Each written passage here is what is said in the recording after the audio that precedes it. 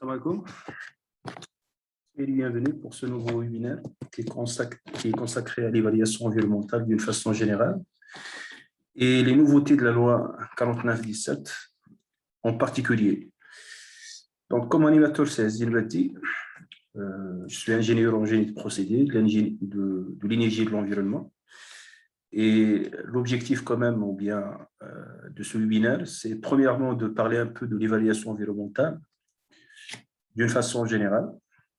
Donc, on va évoquer tout ce qui est lié aux études d'impact sur l'environnement, mais aussi l'audit environnemental, les études environnementaux ou bien environnementales stratégiques, et finalement, ce qu'on appelle la notice aussi d'études ou bien d'impact environnemental. Alors, la loi 49-17 présente quand même, c'est-à-dire une évolution par rapport à la loi 2-3, donc l'ancienne loi sur les études d'impact sur l'environnement. Donc actuellement, bien sûr, donc, ce qui est appliqué, c'est toujours la 12-3, en attendant quand même la publication des textes d'application, donc que ce soit des décrets d'application ou bien autres. Alors, à savoir que le fait d'avoir une loi est une chose, donc c'est bien, mais l'application de la loi proprement dit, c'est une autre chose. Donc, c'est autre chose, c'est-à-dire qu'on ne peut pas parler de l'application proprement dit sans texte d'application. Et il faut attendre peut-être quelques années pour avoir les premiers textes, surtout par rapport à tout ce qui est nouveau. C'est ce que je vais vous montrer par la suite. Alors, sinon, pour les études d'impact sur l'environnement, on va toujours continuer à utiliser, bien sûr, l'ancienne loi, c'est-à-dire la loi 2-3, en attendant les changements peut-être à apporter. Alors, la première différence entre la 49-17 et la 2-3, c'est que cette loi porte sur l'évaluation environnementale d'une façon générale. Ils n'ont pas les études d'impact sur l'environnement. Déjà, vous avez une généralisation de concept, si vous voulez. Et avant de parler de l'évaluation environnementale proprement dit, c'est toujours intéressant de cadrer déjà l'environnement ou bien le mot environnement. Par définition, la définition de la loi, bien sûr, l'environnement, c'est l'ensemble des éléments naturels et des établissements humains, ainsi que les facteurs économiques, sociaux et culturels favorisant l'existence et le développement des organismes vivants et des activités humaines. Donc, vous avez à la fois tout ce qui est lié à l'environnement physique, donc les composants tels que, par exemple, l'eau, l'air, le sol, et par la suite tout ce qui est faune, flore et ainsi de suite.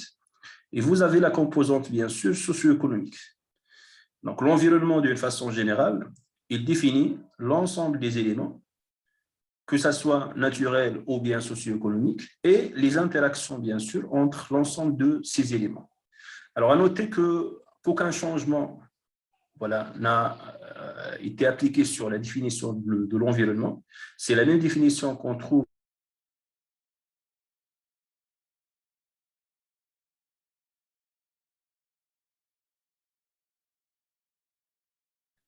J'excuse. J'ai dit que la définition de l'environnement n'a connu aucun changement. C'est la même définition qu'on trouve, que ce soit au niveau de la loi 11-3, la loi 12-3 et par la suite la loi, la même chose, 47 ou bien 49-17. L'évaluation environnementale, par contre, c'est une étude qui consiste à intégrer les aspects environnementaux et sociaux d'un projet ou bien un plan. Donc, on va parler des plans par la suite, des programmes, une politique peut-être publique. Il évalue ses effets prévisibles et permet d'analyser et de justifier les choix retenus. Et à ce niveau, donc la nouvelle loi, il parle de plusieurs, tout simplement, types d'études, à savoir les études d'impact sur l'environnement, première des choses, mais aussi ce qu'on appelle l'audit environnemental, et c'est le dernier élément traité par la loi, on va le détailler. Sinon, ce qu'on appelle aussi une étude environnementale stratégique, et finalement, la notice d'impact environnemental. Donc, vous avez 4 différents types, si vous voulez. Et chaque, bien sûr, étude traite tout simplement un axe et il a aussi des objectifs selon tout simplement le contexte. Donc, je vais commencer quand même par un rappel sur ce qu'on appelle les études d'impact sur l'environnement, étant donné que peut-être c'est plus simple de commencer avec ça, surtout que la loi 2.3, l'ancienne loi, détaille les études d'impact. Je vais parler un peu des changements, tout simplement. Donc, des changements entre l'ancienne loi et la nouvelle, que ce soit côté organisationnel ou bien côté technique. Et une fois on traite, ou bien je traite les études d'impact, je passe à tout ce qui est lié à l'évaluation environnementale stratégique et finalement à l'audit environnemental. Comme vous savez, je pense, une étude d'impact sur l'environnement, une étude qui reste préalable, c'est-à-dire à réaliser avant projet ou bien avant de penser déjà à la construction ou bien à l'exploitation de votre projet. Et comme étude préalable, ils permettent tout simplement d'évaluer les impacts à la fois négatifs et positifs d'un futur projet. Donc, si vous avez par exemple, et c'est le cas que je vais traiter ici, si vous avez un projet de carrière, et j'utilise la carrière pour, étant donné la simplicité tout simplement du projet, à savoir l'extraction, que ce soit du sable ou bien des roches ou bien du tout venant ou bien ce que vous voulez. Donc, vous avez un projet tout simplement d'extraction des matériaux, c'est-à-dire d'exploitation d'une carrière. Alors, ça va de soi que la meilleure des choses, avant de commencer même la préparation de terrain et par la suite l'exploitation proprement dit, la meilleure des choses pour une meilleure intégration dans l'environnement, c'est d'évaluer les impacts sur l'environnement à l'avance, c'est-à-dire au niveau projet, et par la suite d'essayer, dès la conception du projet, ou bien dès les premières études, que ce soit préliminaires ou bien détaillées, de prendre en considération, bien sûr, les impacts sur l'environnement. Alors, comme ça, premièrement, vous serez en mesure d'éviter certains impacts. Par exemple, le choix d'un site ou bien du site, que ce soit le site d'une carrière, d'une mine, d'une décharge publique ou bien d'une station d'épuration, il est très important. Parfois, c'est possible d'éviter pas mal d'impacts, tout simplement en travaillant sur ou bien en faisant le bon choix du site. Et par la suite, une étude préalable est toujours intéressante. Donc, ça permet d'évaluer les effets directs ou bien indirects pouvant atteindre l'environnement, que ce soit à court, moyen et sur le long terme, suite à la réalisation de projets. Et il y a pas mal de projets qui sont assujettis à une étude d'impact. Voilà. Et par la suite, ça permet de déterminer les mesures pour supprimer, sinon je dis avant de supprimer, éviter, pour éviter, supprimer ou bien atténuer, sinon compenser les impacts négatifs. Et la même chose, saisir les opportunités, bien entendu, et améliorer les effets positifs d'un projet sur l'environnement. Alors, pourquoi on réalise une étude d'impact sur l'environnement? Donc, on peut parler à la fois d'une justification technique et deuxièmement, une justification réglementaire. Alors, de point de vue réglementaire, c'est une obligation à la fin. Donc, à la suite, si vous voulez avoir les autorisations nécessaires pour construire votre projet, si jamais votre projet il est assujetti à une étude d'impact, donc automatiquement, vous êtes obligé de passer par ce processus. Alors, ça, c'est le côté juridique ou bien réglementaire. Sinon, côté technique, alors, l'étude d'impact permet de répondre à une question importante. Comment, ou bien compte tenu des impacts environnementaux, que ce soit négatif ou bien positif, la réalisation d'un projet donné, que ce soit industriel, économique, d'agriculture ou bien autre, est-elle acceptable? Alors, quand je dis acceptable, bien sûr, de point de vue environnemental.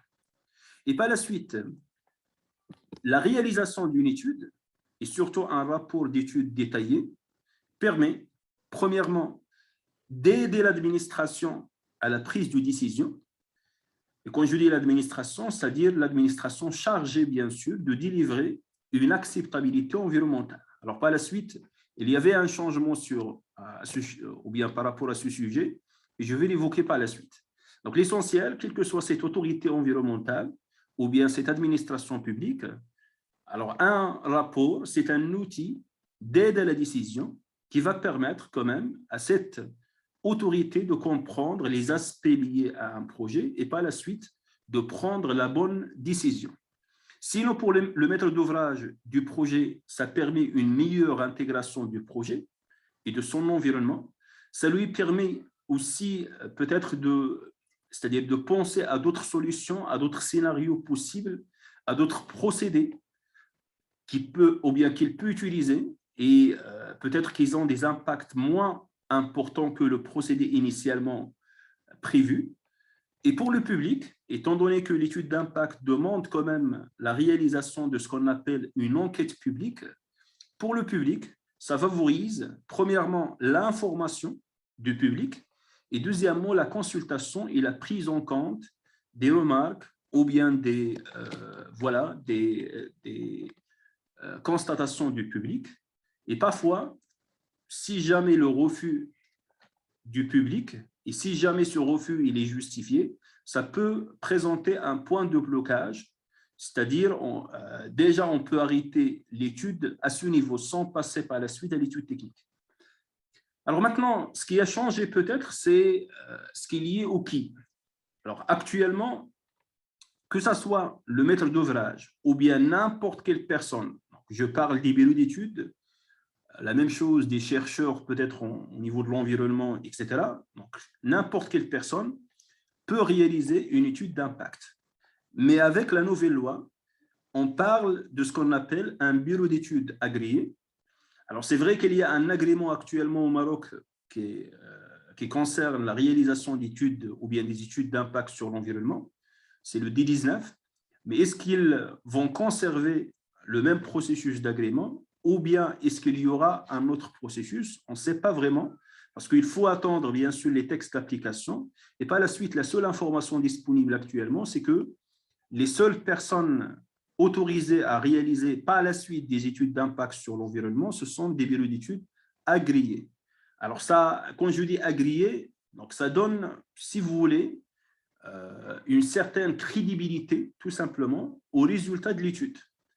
Parce que malheureusement, et je parle de l'expérience marocaine, c'est-à-dire en matière des études d'impact sur l'environnement, c'est rare, voire pratiquement impossible, de trouver un bureau d'études qui déclare, suite à une étude d'impact sur l'environnement, que le projet est non favorable, par exemple, par rapport ou bien à l'environnement.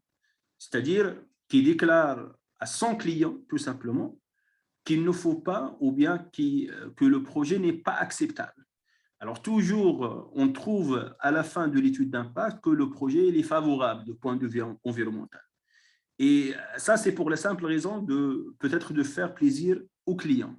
Alors, avec des bureaux d'études agréés et surtout un processus peut-être d'agrément maîtrisé, alors on aura plus on peut dire, de transparence, de crédibilité, la même chose, et de confiance voilà, dans les résultats ou bien pour les résultats des études d'impact sur l'environnement. Alors, quand il faut réaliser une étude d'impact sur l'environnement, si on prend le cycle de vie de projet en considération, ça va de soi qu'il faut la réaliser suffisamment en amont, c'est-à-dire une fois vous avez une idée et une fois vous avez réalisé les premières études, je parle des études de faisabilité tout simplement, et vous avez décidé vraiment de réaliser votre projet, à ce niveau, il faut déjà commencer avec l'étude d'impact sur l'environnement. Donc, je ne vois pas l'intérêt d'investir dans la conception détaillée, et à ce niveau, il faut recruter ou bien engager des bureaux d'études techniques très spécialisés, et ça demande quand même des investissements. Alors, je ne vois pas l'intérêt d'investir dans les études techniques, ou bien dans même l'achat, par exemple, de terrain. Parfois, ce sera bien de la réaliser avant. Donc, si jamais vous n'avez pas une acceptabilité environnementale. Donc, la première des choses, c'est réaliser une étude d'impact. Et par la suite, une fois vous aurez l'autorisation, le feu vert pour réaliser votre projet, vous pouvez passer, bien sûr, aux autres choses. Alors, côté économique, il est justifié, ou bien côté financier, il est justifié, mais aussi côté technique, si vous arrivez, ou bien si vous réalisez une étude suffisamment en amont, vous aurez plus de choix, plus de solutions et d'options pour, comme j'ai dit, non pas seulement réduire les impacts environnementaux, mais aussi les éviter carrément ou bien les supprimer. Alors, les projets concernés par l'étude sont les mêmes, il n'y a pas de changement vraiment. Donc, on parle premièrement des établissements classe 1, à savoir l'établissement insalubre, incommode et dangereux. Et ce sont des établissements très dangereux de point de vue HSE, hygiène, sécurité et environnement. Et il y a de la réglementation qui concerne quand même les établissements classés. Donc ça, c'est un autre sujet. Sinon, vous avez tout projet d'infrastructure, donc la réalisation des routes, peut-être des barrages, des chemins de fer et ainsi de suite. L'agriculture, les projets d'agriculture, les projets industriels et finalement les projets, la même chose, d'aquaculture. Alors, au niveau des annexes de l'ancienne loi, la loi de Stroa, vous avez la liste détaillée des projets. Sinon, avec la nouvelle, on parle d'une nouvelle liste, mais généralement, il n'y aura pas vraiment beaucoup de changements sur cette liste. Alors, un grand changement maintenant au niveau organisationnel, c'est que avec, ou bien d'après l'ancienne loi, la loi de Stroa, on parle de deux types d'études d'impact et de deux comités qui traitent ces études et par la suite qui donnent tout simplement l'acceptabilité environnementale. Premièrement, il y a les études qui sont réalisées et par la suite examinées par le comité national. Alors à ce niveau, on parle de trois catégories, soit les projets dont le seuil d'investissement ou bien dont le montant d'investissement dépasse quand même le seuil de 200 000 dirhams, donc 200 millions dirhams, désolé, c'est 200 000 euros plus ou moins, voilà. Ou bien les projets dont la réalisation concerne plus d'une région du royaume, donc c'est-à-dire un projet qui concerne peut-être deux ou bien voilà, trois régions, et par la suite, des projets, la même chose, transfrontaliers, quel que soit le montant de l'investissement. Alors ici, vous avez une petite procédure, si vous voulez, ou bien un logigramme qui montre tout simplement le processus. Alors après la réception de l'avis du projet, et quand je parle de l'avis du projet, c'est une description tout simplement du projet. Alors vous avez un examen de vérification par l'autorité chargée, que ce soit au niveau régional ou bien au niveau national. Donc, généralement, la vérification, c'est au niveau du service régional de l'environnement. Alors, s'il y a besoin d'informations complémentaires, donc, demande de complément. Sinon, si c'est bon, est-ce que les informations fournies sont suffisantes ou bien suffisantes après revue? Si oui, je passe. Sinon, demande peut-être maintenant de précision par rapport à quelques éléments. Alors, par la suite, est-ce que le projet il est vraiment assujetti à une étude d'impact sur l'environnement? Alors, si oui, je passe. Sinon, si le projet ne figure pas dans la liste des études assujetties à l'étude d'impact, donc pas d'étude exigée, et par la suite, bien sûr, le pétitionnaire, il va chercher tout simplement les autorisations, les autres autorisations. Si oui, est-ce que l'investissement dépasse les 200 millions de dirhams? Donc, si oui, c'est le comité national qui va examiner l'étude. Sinon, est-ce qu'il y en a plusieurs régions concernées? Si oui, donc toujours comité national. Et finalement, des projets transfrontaliers. Alors, si oui, comité national, sinon, toujours le comité régional. Donc, il y a un petit changement à ce niveau. La première des choses, c'est que le montant d'investissement n'est plus un critère. Et ça justifié par la simple raison qu'un porteur de projet, il peut quand même déclarer un montant quelconque au niveau des études d'impact sur l'environnement et par la suite, automatiquement, il peut actualiser ce montant au fur et à mesure de la réalisation. Alors sinon, le montant proprement dit, le montant d'un projet, n'a pas de lien vraiment direct dans le sens strict des choses avec les impacts sur l'environnement. Donc, on peut avoir un projet, par exemple, qui ne coûte rien, avec un investissement qui reste plus ou moins réduit. Exemple, les unités de traitement de surface, par exemple, mais les impacts sont importants. Sinon, des projets, par exemple, au niveau de l'agriculture qui coûtent beaucoup d'argent, mais à la fin, donc un investissement qui est important, mais à la fin, des impacts qui sont minimes. Donc, ils ont éliminé ce critère. Sinon, il y a aussi un changement qui est très important. Donc, au lieu de parler d'un comité national et des comités régionaux des études d'impact sur l'environnement, on parle maintenant, d'après la loi 49-17, d'un comité national chargé de l'évaluation environnementale et non pas seulement les études d'impact sur l'environnement. Jusqu'à maintenant, il n'y a pas de détails sur, c'est-à-dire les attributions de ce comité, mais je pense qu'il sera chargé à la fois des études d'impact, mais aussi des autres études. La validation des autres études, comme par exemple la validation d'un audit ou bien des résultats d'un audit environnemental, voilà, et ainsi de suite. Donc, il faut attendre la même chose, les textes d'application. Sinon, le plus intéressant maintenant, c'est par rapport aux commissions ou bien au comité régional. Il a été remplacé par ce qu'on appelle une commission régionale unifiée d'investissement. Alors, d'après la loi 47-18, et ça, c'est une autre loi qui porte réforme des centres régionaux d'investissement. Alors, cette réforme, cette loi prévoit ce qu'on appelle la construction ou bien des commissions régionaux unifiées d'investissement. Et ces commissions sont chargées de réaliser ou bien plusieurs, c'est-à-dire tâches, parmi lesquelles, donc parmi les études examinées par cette commission-là, il y a ou bien la loi 47-18 prévoit les études d'impact sur l'environnement. Alors, comme ça, un porteur de projet, il ne va pas, c'est-à-dire chercher des autorisations auprès de plusieurs comités ou bien plusieurs commissions. Il a une seule commission devant lui au niveau de centre régional d'investissement et ça, c'est très intéressant. Alors, comme ça, vous allez construire ou bien déjà, c'est-à-dire déclarer votre société et par la suite avoir les autorisations nécessaires, etc., au niveau de même service ou bien au niveau de la même commission. Le seul interlocuteur, si vous voulez, pour les entrepreneurs, c'est tout simplement le conseil régional d'investissement. Alors, vous avez la même chose, c'est-à-dire au niveau de l'ogigramme, à part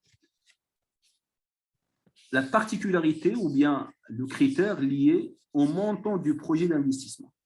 Donc, ou bien le montant d'investissement, donc on parle plus de montant, vous avez soit plusieurs régions concernées, soit des projets, la même chose, transfrontaliers.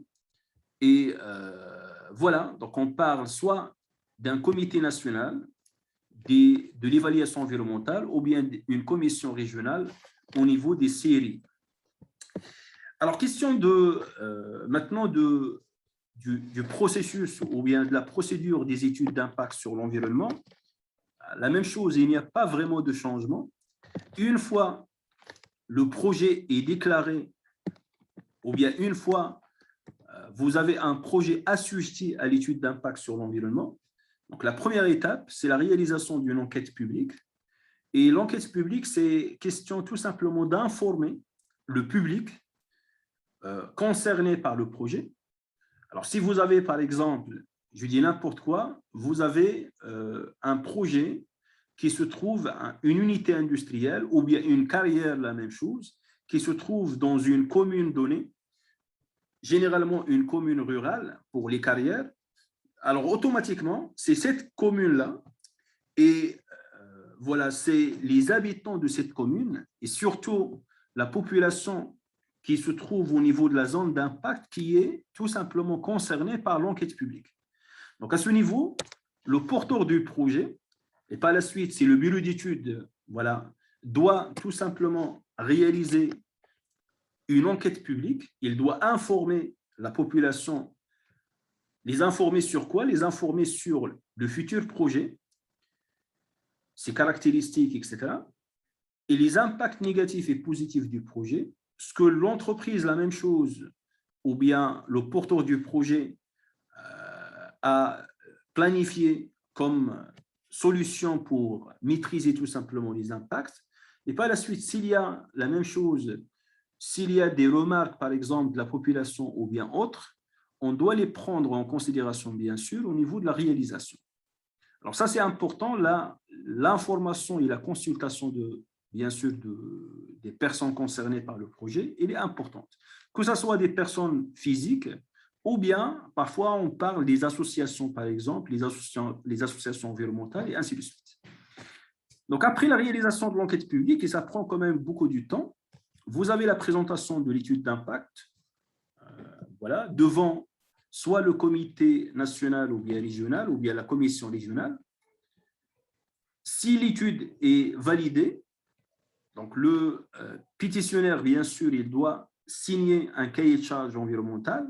Ça représente tout simplement les conclusions de l'étude d'impact sur l'environnement, avec des engagements à respecter ce qui a été présenté au niveau de l'étude, et la même chose, à réaliser un suivi, une surveillance environnementale. Alors, suite à la présentation du cahier de charge environnemental, finalement, généralement, vous avez votre décision d'acceptabilité environnementale et par la suite, vous avez votre autorisation. Alors, question de contenu. Le contenu reste la même chose, sans changement, plus ou moins. Donc, à part, par la suite, on va voir avec les textes d'application. Donc, une étude d'impact sur l'environnement est généralement composée, premièrement, d'un premier paragraphe qui présente le contexte du projet et sa justification. Alors, par exemple, pour la question d'une carrière, du sable, alors peut-être j'ai pensé ou bien on a pensé au projet pour répondre aux besoins du marché, donc du marché de BTP et ainsi de suite. Et la justification des projets peut, bien sûr, concerner plusieurs, on peut dire, plusieurs aspects. Par exemple, la justification déjà du choix tout simplement de la zone ou bien de la localisation du projet, et par la suite, la justification du procédé peut-être, et ainsi de suite. Sinon, un cadre juridique et institutionnel par rapport au secteur d'activité concerné. Et à ce niveau, il faut identifier tout simplement les exigences réglementaires qui concernent le projet. Alors que ce soit les exigences ou bien la réglementation, ce qu'on appelle la réglementation transversale, c'est-à-dire les exigences générales liées, par exemple, à la réglementation en matière d'eau, en matière d'air, et ainsi de suite. Ou bien la même chose, la réglementation spécifique. Le cas des carrières, il y a une loi sur les carrières et par la suite, bien sûr, on doit prendre en considération les exigences de cette loi. Donc, ce premier chapitre vise à identifier quelles sont les exigences réglementaires par rapport à votre futur projet. Et il faut surtout identifier, bien sûr, les articles qui concernent votre activité proprement dit. Et au niveau de l'étude d'impact sur l'environnement, par la suite, il faut présenter le lien avec cette réglementation et comment vous allez tout simplement répondre aux exigences réglementaires. Donc, il faut s'assurer, bien sûr, de la conformité réglementaire de l'ensemble des aspects du projet par rapport, que ce soit à tout ce qui est environnement ou bien santé, sécurité du travail, hygiène et ainsi de suite. Voilà. Alors, côté institutionnel, la même chose, il faut identifier qui sont les administrations publiques ou bien les autorités qui ont une relation plus ou moins avec le projet. Par exemple, la commission régionale de l'environnement, c'est parmi ces institutions. Donc, premièrement, vous avez l'obligation de présenter le rapport ou bien l'étude devant cette commission. Et deuxièmement, vous avez une autre responsabilité à soumettre à chaque fois, chaque année, un rapport de surveillance environnementale et ainsi de suite. Côté carrière, la même chose, vous avez le ministère de l'équipement et c'est le ministère chargé, la même chose, de la gestion, on peut dire, des projets de carrière. Et par la suite, vous devez voir et vous devez identifier les besoins de ce ministère ou bien des départements concernés par rapport à votre projet. Donc, c'est question de réaliser, on peut dire une analyse du contexte réglementaire et institutionnel. Par la suite, une fois le contexte du projet, ou bien une fois le cadre juridique est défini, je passe à la description des principales composantes, caractéristiques et étapes de réalisation du projet. Ici, vous avez, par exemple, pour une carrière, je peux présenter un plan d'exploitation avec un détail sur les moyens utilisés, que ce soit les équipements techniques ou bien les moyens techniques, sinon les moyens humains. Le procédé, la même chose d'extraction, les différentes étapes. Donc, voilà. Donc, que ce soit l'étape d'extraction proprement dit, ou bien par la suite le concassage, le broyage, et ainsi de suite. Donc, l'essentiel, c'est d'écrire le projet, mais bien sûr, de point de vue environnemental. Ce qui est important, c'est surtout le procédé, et par la suite les entrées, c'est-à-dire la matière première, les énergies, etc., et les sorties, à savoir les déchets, par exemple, voilà, que ce soit les déchets solides ou bien les effluents liquides, et ainsi de suite.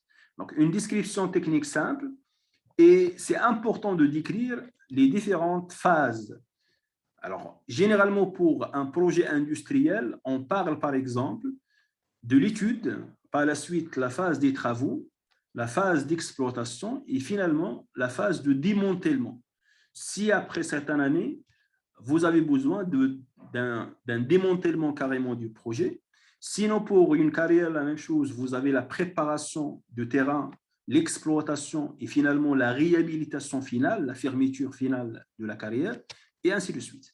Et chaque phase du projet, il peut avoir bien sûr des impacts différents sur l'environnement. Donc, la phase des travaux pour réaliser une unité industrielle est très différente de la phase d'exploitation.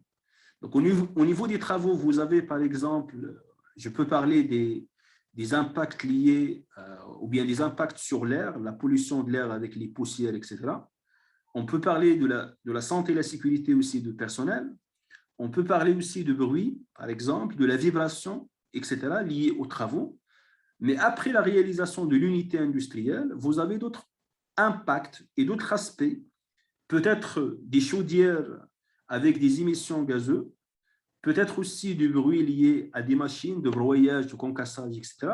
L'essentiel, il faut identifier les phases du projet et par la suite, en relation avec chaque phase, vous devez décrire bien sûr les impacts et évaluer les impacts positifs, négatifs sur l'environnement.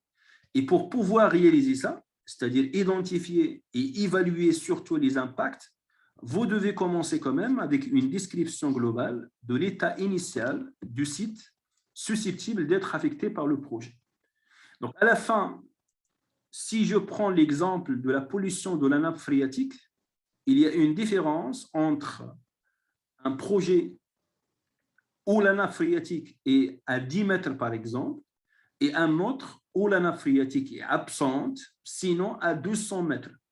Alors, dans le premier cas, l'environnement de référence, il est très sensible, et par la suite, s'il y a une infiltration dans le sol ou bien un déversement accidentel, on risque de polluer bien sûr la nappe.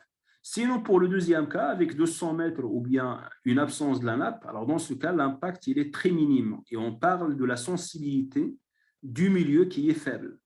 Donc, pour pouvoir évaluer l'impact, parmi les composantes, vous avez besoin, ou bien parmi les critères, vous avez la sensibilité du milieu.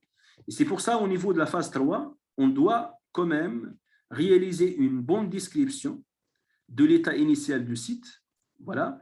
Et c'est sur la base de cette description-là qu'on va passer à l'évaluation des impacts. Donc, après évaluation des impacts, pour le cas, la photo ici, c'est une photo d'une carrière, la même chose. Alors, vous avez par exemple, parmi les impacts les plus significatifs, vous avez les poussières. Voilà. Et à part les poussières, vous avez la même chose, là, tout ce qui est lié à la santé et à la sécurité au travail. Je parle aussi de la dégradation du milieu. Voilà. On peut parler aussi c'est-à-dire des nuisances, que ce soit l'impact visuel ou bien les nuisances sonores, et ainsi de suite. Après évaluation des impacts sur l'environnement, je passe aux mesures envisagées pour supprimer, réduire ou bien compenser les conséquences dommageables du projet sur l'environnement.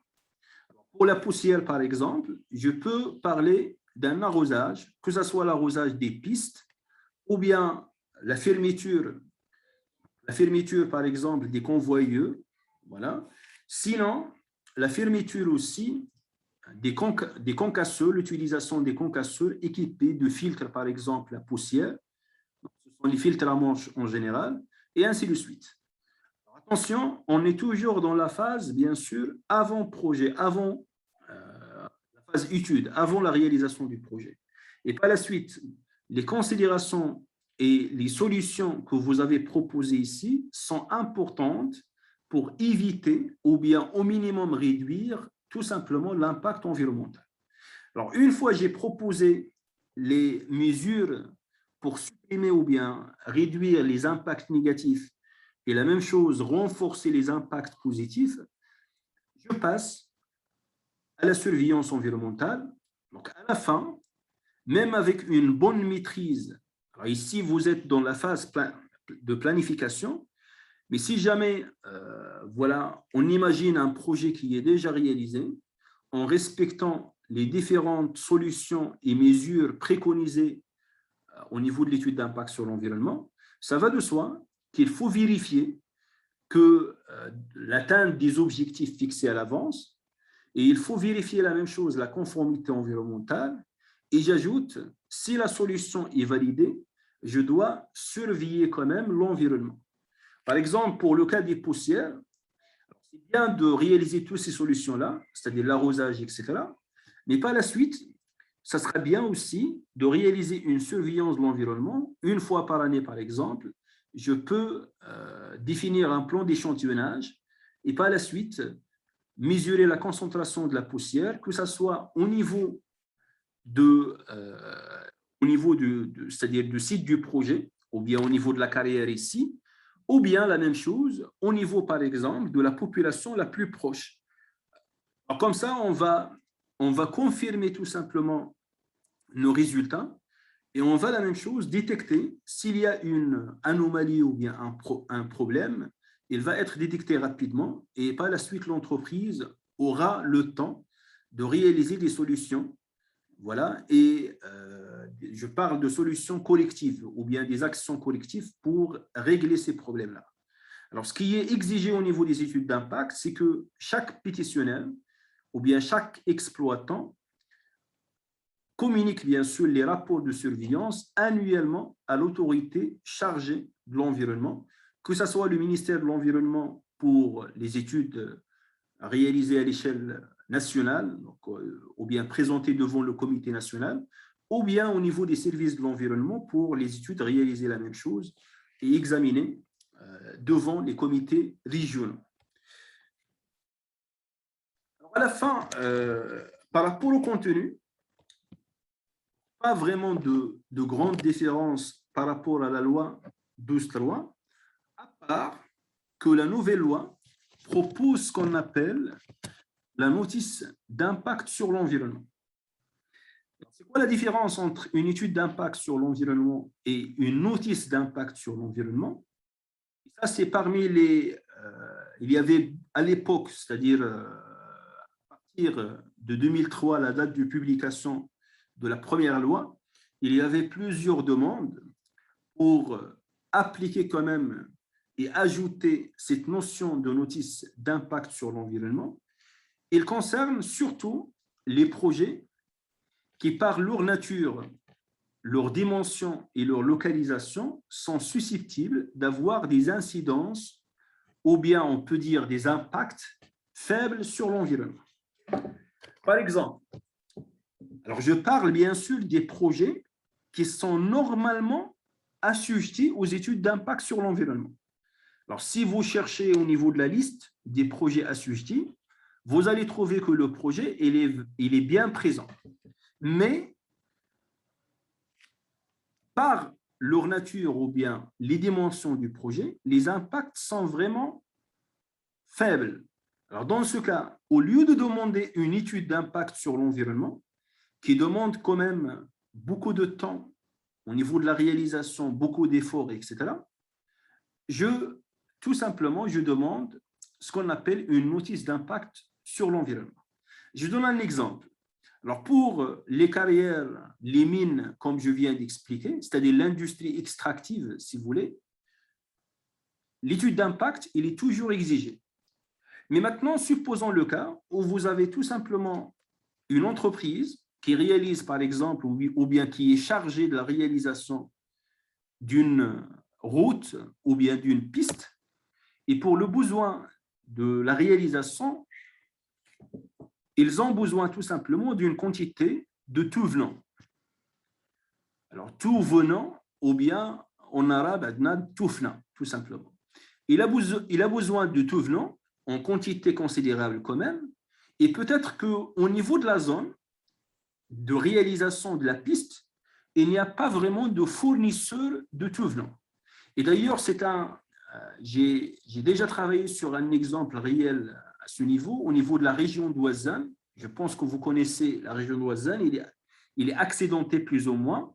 Et la même chose, c'est difficile de trouver un fournisseur de tout venant en grande quantité. Donc peut-être le fournisseur le plus proche, il est au niveau de Kinitra, de la région de Kinitra. Et étant donné les quantités qui sont énormes et la même chose, les coûts de transport et ainsi de suite, peut-être le plus judicieux, c'est tout simplement d'ouvrir une carrière provisoire pour l'extraction des tout venants pendant 6 mois ou bien 7 mois. À la fin, la réalisation de la piste dans sa globalité, il prend 1 année et demie ou bien 2 ans. Alors, je vais prendre ou bien je vais exploiter la carrière pendant seulement 6 mois, voire 1 année, c'est-à-dire le temps de réaliser tout simplement cette piste.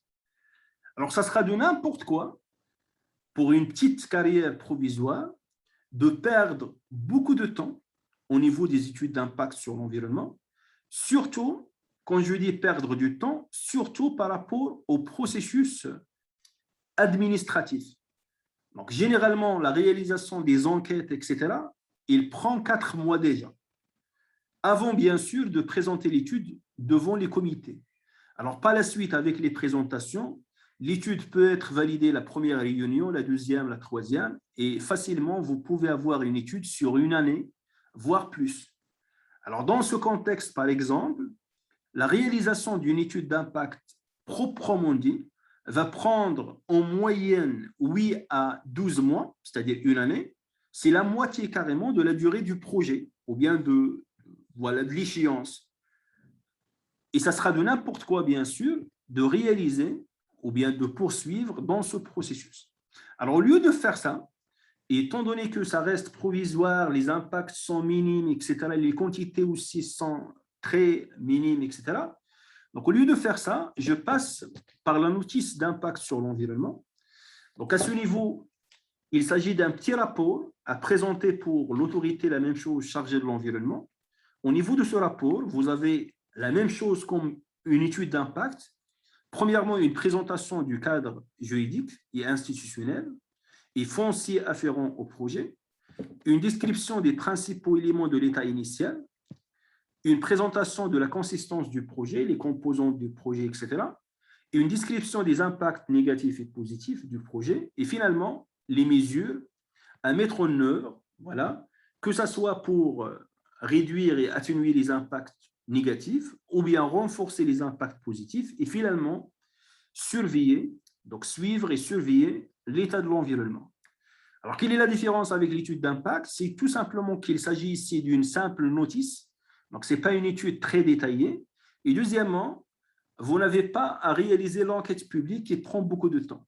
Donc, on parle d'une petite étude technique liée ou bien des impacts environnementaux d'un petit projet sur l'environnement. Et par la suite, et en examinant cette notice, l'administration va donner soit son OK, ou bien va demander peut-être des ajouts et ainsi de suite, ou bien des modifications. À la fin, c'est un processus simple qui permet aux entreprises de gagner c'est-à-dire en matière de gagner beaucoup en matière de temps, et par la suite de réaliser les projets qui ne présentent pas vraiment d'impact très négatif sur l'environnement d'une façon plus simple que le cas des études d'impact environnementaux. Voilà. Donc, le but d'une notice d'impact environnemental ou bien sur l'environnement, c'est comme l'étude d'impact environnemental, il s'agit d'avoir une acceptabilité environnementale valable pour 3 ans. Alors, j'ai oublié de préciser ça. Déjà pour les études d'impact sur l'environnement, si jamais vous avez eu une acceptation ou bien une acceptabilité environnementale, alors vous avez 5 ans pour réaliser votre projet. Alors, si jamais au bout de 5 ans, le projet n'est pas toujours réalisé, vous devez réaliser une nouvelle étude d'impact sur l'environnement. Pour les notices d'impact sur l'environnement, la période est seulement de 3 ans, d'après la nouvelle loi. Donc, si vous avez eu une autorisation, une acceptabilité environnementale suite à la réalisation d'une notice pour ouvrir, par exemple, une carrière provisoire, donc après 3 ans, si la carrière n'est pas exploitée ou bien n'est pas toujours en exploitation, automatiquement, vous devez réaliser une nouvelle étude. Alors, pourquoi ça? Pour la simple raison que l'environnement de référence ou bien l'état de référence change bien sûr avec le temps. Alors, aujourd'hui, peut-être au niveau de la zone où vous voulez construire ou bien exploiter votre carrière, il n'y a pas d'habitat ou bien de contraintes, présence par exemple d'agriculture ou bien autre, il n'y a rien, voilà. Et par la suite, la zone peut-être elle est favorable pour la construction soit d'une unité industrielle ou bien d'une carrière, etc. Mais après 5 ans, peut-être que voilà, le milieu ou bien l'environnement de référence change, il y a de nouvelles contraintes et par la suite, automatiquement, vous devez actualiser l'étude de base et réaliser une nouvelle étude. J'espère que c'est bien compris. Alors, passons maintenant à l'évaluation environnementale stratégique. Et normalement, c'est le premier élément traité par la loi. Alors, c'est quoi une évaluation environnementale stratégique? D'après la même chose, la loi, donc c'est le chapitre 2, les articles 2, 3 et 4, il s'agit d'une étude préalable permettant d'intégrer les exigences de la protection de l'environnement et de développement durable. Alors maintenant, non pas dans un projet industriel ou bien économique, etc., mais dans le processus d'élaboration de quoi? D'adoption et de mise en œuvre des politiques, des stratégies, des programmes et des plans ou bien schémas de développement sectoriel ou bien régionaux susceptibles d'avoir des incidences sur l'environnement. C'est-à-dire au niveau des stratégies, que ce soit c'est-à-dire au niveau national ou bien au niveau régional, et la même chose, la rédaction des plans et des programmes. Par exemple, alors j'ai cité ici quelques plans et quelques exemples pour bien comprendre tout simplement les études ou bien les programmes qui sont concernés par l'étude environnementale stratégique ou bien l'évaluation environnementale stratégique. La question, par exemple, des plans et des programmes d'aménagement de territoire. Sinon, les programmes de protection contre les crues, les inondations et ainsi de suite. La politique énergétique nationale. Le plan directeur préfectoral ou bien régional de la gestion des déchets, que ce soit la gestion des déchets ménagers ou bien industriels, voilà, d'agriculture et ainsi de suite. Les schémas de gestion des carrières, les procédures de la stratégie pour la réduction de la pauvreté et ainsi de suite. Alors, au niveau de l'État et au niveau aussi régional, parfois, selon le besoin, bien sûr, on réalise ce qu'on appelle soit des stratégies, des politiques, par exemple, ou bien la même chose, des plans et des programmes plus détaillés. Alors, à ce niveau, si je prends le cas, par exemple, de la politique ou bien des plans directeurs de gestion des déchets, alors au niveau des plans, de ces plans directeurs de gestion des déchets, on trouve une vision sur 30 ans, par exemple, pour une région donnée. Donc, sur 30 ans, en matière de quoi? En matière de collecte, de transfert et d'élimination ou bien de valorisation des déchets. Alors, je parle de tous les types de déchets, bien sûr. Et il s'agit tout simplement d'un plan directeur. Alors, ce n'est pas des exigences ou bien, c'est tout simplement, on définit des objectifs et on donne une orientation générale. Et par la suite, on va essayer, à travers les différentes actions, de réaliser ces objectifs. Alors, au niveau de la rédaction maintenant de ces plans, donc ce plan directeur ou bien les autres, la même chose, plan stratégique et ainsi de suite, on doit prendre tout simplement le volet lié à l'environnement. Alors, par exemple, au niveau des choix et des scénarios proposés dans le cadre d'un plan directeur de gestion des déchets, vous avez pour chaque scénario des impacts environnementaux. Alors, par exemple, il y a une différence de point de vue environnemental entre réaliser une seule décharge pour toute une région ou bien une province, ce qu'on appelle une décharge intercommunale, et réaliser plusieurs décharges. Il y a une différence, la même chose, entre récupérer ou bien éliminer les déchets directement par enfouissement au niveau des décharges publiques et réaliser un tri, par exemple, en amont, voilà, et favoriser le recyclage des déchets, et ainsi de suite. Alors, au niveau des choix, bien sûr, le volet économique et financier, il est très important, mais ça sera bien d'ajouter comme critère aussi tout ce qui est lié à l'environnement. C'est ce qu'on appelle une étude environnementale stratégique. Alors, la même chose, je prends le cas, par exemple, des carrières. Alors, le ministère de l'Équipement, il y a quand même des années maintenant, il a publié une loi qui concerne la gestion, tout simplement, des anciennes carrières. Je parle, ça entre dans le schéma global de la gestion des carrières. Alors maintenant, pour la gestion des anciennes carrières, il y a bien sûr plusieurs options.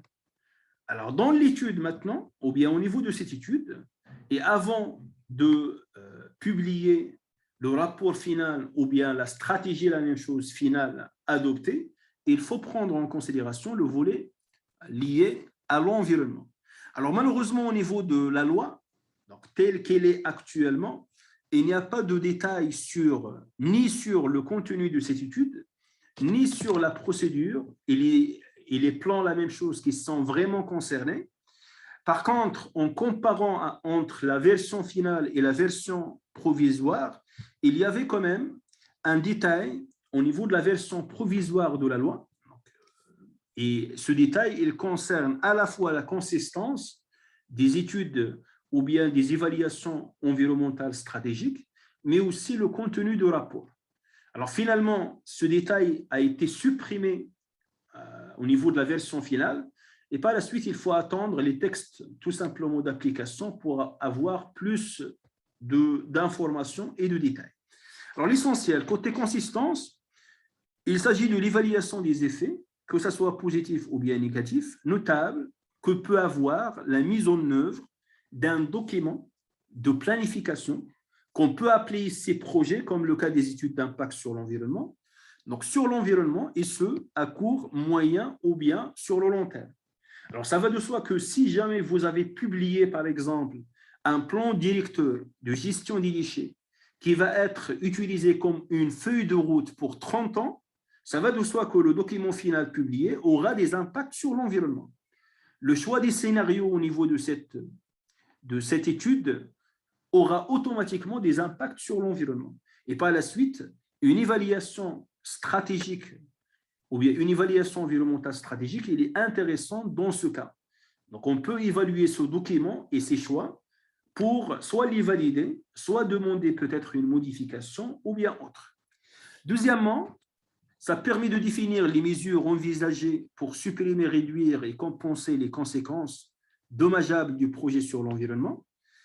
Et finalement, la présentation de scénarios alternatifs, c'est ça ce qui est intéressant, afin d'atteindre les objectifs des études environnementaux, voilà, stratégiques, ou bien environnementales stratégiques. Question de contenu, comme j'ai dit, ça c'est ce qui a été proposé au niveau du projet de loi, peut-être qu'ils vont adopter, et c'est ce que je pense, ils vont adopter ça au niveau des textes d'application, les décrets par la suite.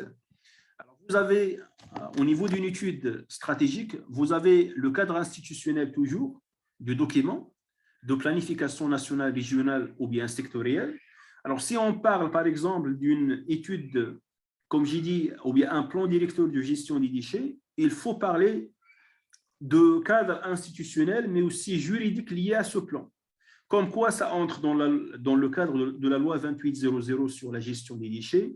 Quelles sont les institutions? Vous avez la province, vous avez les services de l'environnement, et ainsi de suite.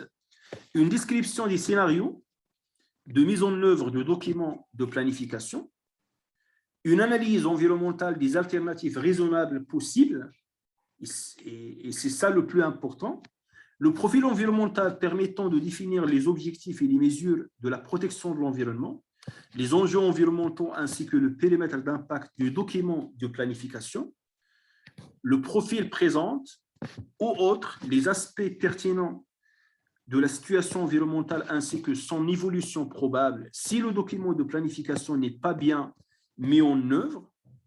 Donc, c'est-à-dire, on peut au niveau de l'étude stratégique, on peut comparer premièrement ce qui est proposé au niveau de plan avec une situation sans plan ou bien avec un autre plan alternatif. Et par la suite, on va voir si vraiment le plan présente les meilleures solutions ou bien on peut réaliser des modifications, etc.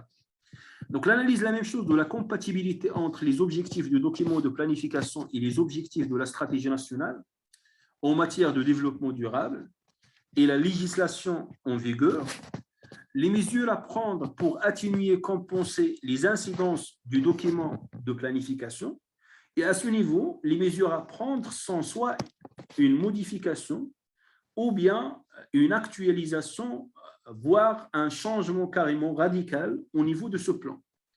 Une description finale de la méthodologie préconisée et l'analyse des incertitudes et des lacunes dans l'évaluation ou bien les données de base du document de planification ainsi que les autres documents mentionnés au niveau de l'article 2, ce sont les autres documents, à savoir l'étude d'impact, etc. Donc, je parle de l'article 2 de la même loi.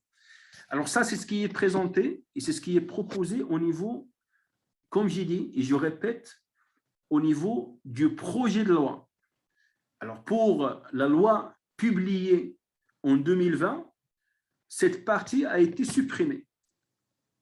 Alors, quelle est la raison? Je pense pour la simple raison qu'il faut attendre les textes d'application pour avoir plus de détails. Voilà. Alors, la même chose, comment cette étude, c'est-à-dire d'évaluation stratégique, va être adoptée et validée? Alors, le projet toujours de la loi, il a parlé d'une soumission à une consultation publique, mais la loi actuelle ne parle plus de ça. Voilà. Généralement, ça sera le cas, c'est-à-dire une consultation publique. Mais maintenant, pour la consultation publique, la même chose, comme l'enquête publique, il faut un texte réglementaire. Donc, comment ça se passe, etc., les étapes, et ainsi de suite. Il faut attendre quelques années pour avoir tout simplement la réponse. Alors, dernier élément au niveau de la loi, c'est ce qu'on appelle l'audit environnemental. Et ça, c'est un élément qui est très intéressant pour pas mal de sociétés, surtout les industriels qui sont ou bien qui exploitent leur unité avant la publication de la première loi, la loi 2.3, c'est-à-dire les industriels ou bien les unités en exploitation avant 2003. Alors, pour ces unités-là, ça va de soi qu'ils ne sont pas concernés par la loi sur les études d'impact sur l'environnement. Alors maintenant, il y a un vide, ou bien il y avait un vide réglementaire, à savoir, moi, par exemple, j'ai une unité industrielle qui est en exploitation depuis 90, par exemple, les années 90, et j'ai besoin d'un document qui atteste que mon unité il est conforme à la réglementation environnementale. Alors, avant cette loi, la loi 49-17, il n'y avait aucune possibilité d'avoir un document comme ça. Premièrement, si vous souhaitez réaliser carrément une étude d'impact sur l'environnement et avoir une acceptation, c'est impossible. Parce que les études d'impact, elles concernent seulement les nouvelles unités ou bien les nouveaux projets. Alors, vous avez un seul choix, c'est de parler, par exemple, de réaliser une étude d'impact, une nouvelle étude, si jamais vous avez, par exemple, un projet de modernisation et de parler d'une étude d'impact, d'une modernisation de votre unité. Mais sans modernisation, c'est impossible de parler d'un document justifiant tout simplement la conformité réglementaire. Alors, la nouvelle loi maintenant, elle est là pour pallier ce problème-là. Donc, en plus de l'acceptabilité environnementale, on a défini ce qu'on appelle la conformité environnementale. Alors maintenant, pour toute unité industrielle ou bien activité existante, sinon en exploitation, assujettie bien sûr aux études d'impact sur l'environnement, mais dont la mise en activité est antérieure à la publication de la loi, c'est-à-dire avant 2003, au lieu de parler d'une acceptabilité environnementale, on parle maintenant de la conformité environnementale. Voilà. Et à ce niveau, la même chose, par voie réglementaire, donc il faut attendre les textes d'application et la période ou bien ce qu'il faut attendre peut-être au minimum quelques années. Alors je me rappelle par exemple, en comparant cette loi avec la loi sur l'énergie, l'audit énergétique, la même chose, exigé, voilà, ou bien n'a été exigé que 8 ans pratiquement après la publication de la loi. Alors la loi sur l'efficacité énergétique a été publiée en 2011, mais par la suite, l'exigence sur la réalisation d'un audit énergétique, c'est en 2019, après 8 ans. Alors, la même chose ici, il faut attendre peut-être 3 ans, 4 ans, 5 ans, on ne sait pas, on ne sait jamais. Même si peut-être pour la conformité environnementale, ça sera plus rapide que l'énergie, étant donné qu'il y a quand même des industriels qui font la pression sur le ministère, donc des industriels qui ont besoin d'une déclaration de conformité dans le cadre, par exemple, d'une certification ISO 14001 ou bien quelque chose comme ça. Alors, dans ce cas, je dois faire appel toujours à un bureau d'études agréé pour la réalisation de l'audit environnemental. Alors, j'espère par la suite, côté réglementaire, qu'ils vont parler peut-être d'un audit à la fois énergétique et environnemental. Je ne vois pas vraiment l'intérêt de séparer entre tout ce qui est énergie et environnement. On peut parler d'un simple audit énergétique-environnemental. L'essentiel, il faut premièrement contracter un bureau d'études agréé pour la réalisation d'un audit. Après réalisation d'un audit environnemental, le bureau d'études il va présenter un rapport, à savoir, au niveau de ce rapport-là, on va trouver la description de l'unité industrielle et l'activité, bien sûr. Deuxièmement, une description, la même chose, des matières premières et des utilités. Et quand je parle des utilités, ce sont les énergies, l'eau, tout ce qui est vapeur, peut-être air, sol et ainsi de suite, tout ce qui est utilisé en quantité et en qualité. La nature et la qualité et les quantités des effluents liquides, solides et gazeux, et des autres aspects environnementaux liés à l'exploitation de la dite unité. On peut parler ici d'une évaluation environnementale, c'est-à-dire une évaluation des impacts environnementaux, mais à la différence de l'étude d'impact sur l'environnement, il ne s'agit pas d'une évaluation des impacts d'un futur projet, mais il s'agit d'une évaluation des impacts d'un projet réel. Alors, si vous avez une unité industrielle, on peut évaluer les impacts actuels ou bien actuellement. Alors, finalement, après évaluation des impacts et des effluents, il faut préconiser bien sûr des mesures. Le bureau d'études, la même chose, propose des solutions. Donc, vous avez les mesures envisagées pour supprimer, réduire ou bien compenser les impacts négatifs du projet et sur l'environnement. Alors, il faut faire attention au niveau de ce rapport d'audit environnemental. La même chose, il n'y a pas vraiment de détails au niveau de la loi, mais à mon avis, il faut faire le point sur la conformité réglementaire. C'est-à-dire, au niveau de l'audit, Et en plus de l'évaluation environnementale globale, il faut surtout réaliser une étude de conformité, c'est-à-dire identifier les textes juridiques susceptibles d'être applicables et par la suite vérifier si l'unité et les installations sont conformes par rapport à ces textes ou bien non. Parce que c'est sur ça, ou bien c'est sur cette base, qu'on va délivrer à la fin ce qu'on appelle une conformité environnementale. Alors attention, ça n'a rien à voir avec l'audit interne de l'ISO 14001 pour les personnes qui connaissent l'ISO 14001. Donc l'audit interne de l'ISO 14001, il a une autre finalité, à savoir, c'est un diagnostic aussi, c'est un audit, mais qui vise tout simplement à s'assurer de la conformité d'un système de management maintenant par rapport à une norme. Alors ici, un audit environnemental, c'est tout simplement un diagnostic. Un diagnostic de quoi? De vos installations, de vos équipements, etc., pour identifier quelles sont les forces de l'entreprise, les faiblesses en matière de l'environnement, bien sûr, et par la suite réaliser des actions. Alors, parmi les actions qu'il faut prévoir, des actions pour assurer la conformité réglementaire. Donc, la conformité réglementaire, c'est juste une partie. Alors, la même chose, on aura du détail une fois le texte ou bien le décret d'application est publié. Et je pense, comme ce qu'on a au niveau de l'énergie, alors actuellement, il y a une obligation pour les grandes entreprises, les grands consommateurs de réaliser un audit chaque 5 ans, par la même chose réalisée par des bureaux agréés. Et il y a une exigence de communiquer les informations à l'autorité chargée de l'énergie, c'est l'agence marocaine d'efficacité énergétique. Et la même chose, il y a un point particulier, comme quoi toute société qui dispose de l'ISO 50001, qui est certifiée ISO 50001, n'est pas obligée de réaliser l'audit énergétique.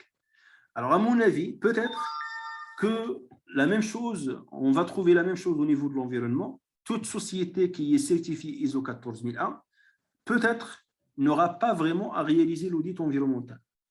Au moins, c'est-à-dire au moins après le premier peut-être. Donc, de toute façon, il faut attendre pour voir. Alors, sinon, ce sont les quatre études proposées dans la nouvelle loi. Parler de l'étude d'impact sur l'environnement, l'étude ou bien la notice d'impact sur l'environnement, l'étude ou bien l'évaluation environnementale stratégique, finalement l'audit environnemental. Alors finalement, toutes ces études-là et l'évaluation environnementale dans sa globalité, la loi aussi, la publication d'une nouvelle loi, à savoir la loi 49-17, entre dans le développement durable d'une façon générale et dans la stratégie nationale de développement durable.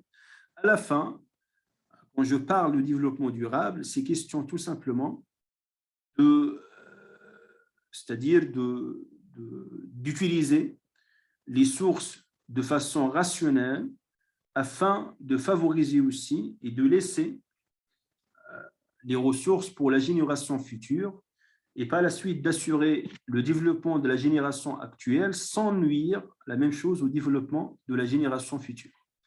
Alors j'espère qu'à travers cette petite présentation, donc ce n'est pas une formation technique, mais c'est juste une présentation de la réglementation en matière de l'environnement, vous avez compris les grandes différences. Donc la loi d'Ostroi, il ne parle que de l'étude d'impact sur l'environnement. Par la suite, par contre, la loi 49-17, il parle de l'évaluation environnementale générale.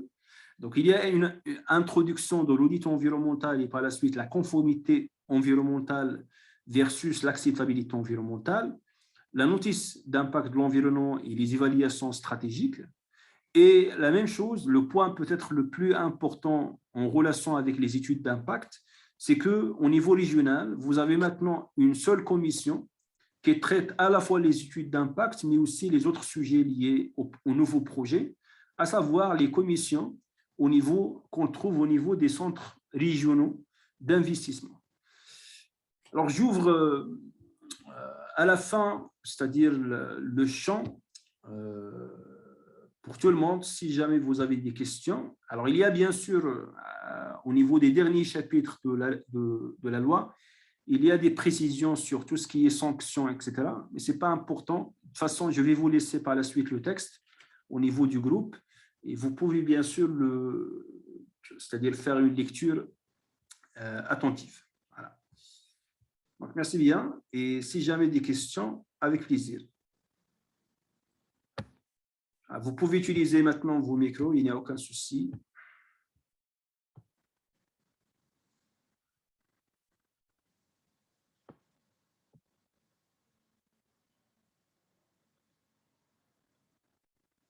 Alors, il y a une question déjà du Moujoud. Si une société industrielle, par exemple, a intégré une nouvelle extension sans étude environnementale, comment la société peut rattraper cette non-conformité réglementaire?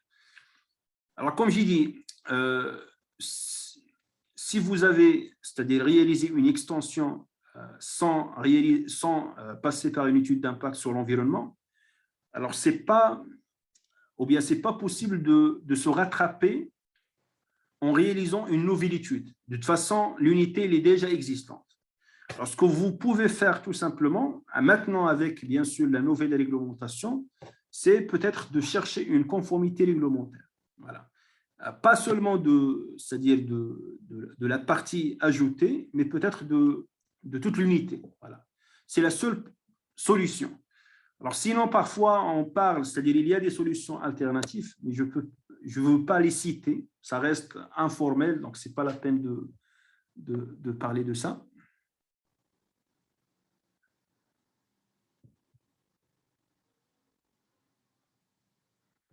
Alors, est-ce que la loi est inspirée du Code de l'environnement de la France? Pas forcément. C'est vrai qu'au niveau de la France, on trouve tout ça.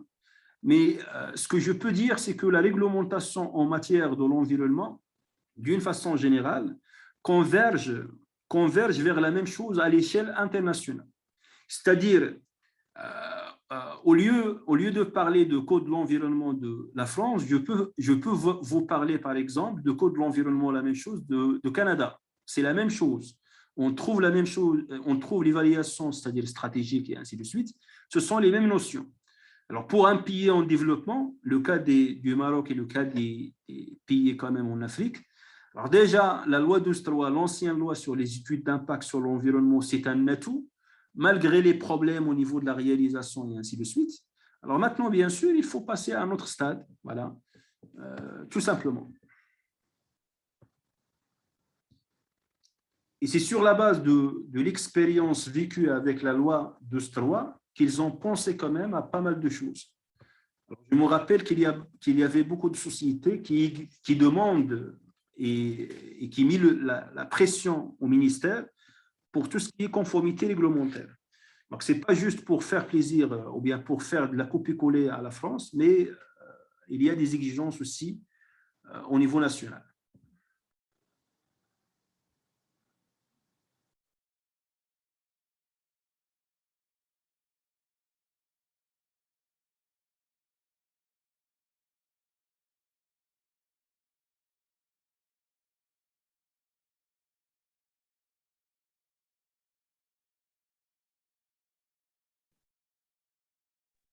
Merci à vous, à tout le monde. Donc, s'il n'y a pas de questions, d'autres questions, on s'arrête à ce niveau.